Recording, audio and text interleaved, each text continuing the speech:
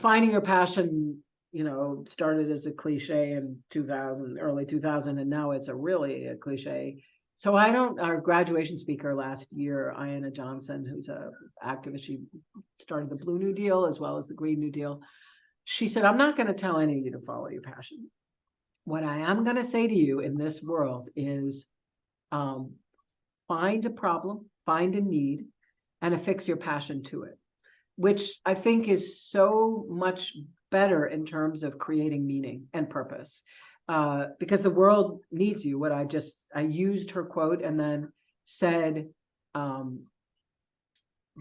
our undergraduates in convocation just last week, the number one question you should be asking is, how does the world need me?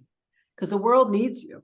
There's no question about it. But how does the world need you is the question that will give you a sense of purpose and meaning, as well as a sense of where your talents can best fit in the world. We don't have the luxury anymore of, hey, maybe I'll be part of the public square, maybe I won't. No, you got to, in order for democracy to survive. Hey, maybe I will address the environment. That's a cool career. No, it has to be everyone, all hands on deck. So those are the kinds of things that I think the way you shape your initial educational questions then can translate into an immediate invitation for purposeful dreaming, the way Toni Morrison talks about it. And so I find that a better way to engage with questions of meaning, rather than, hey, you're here to explore, find your purpose, find your meaning.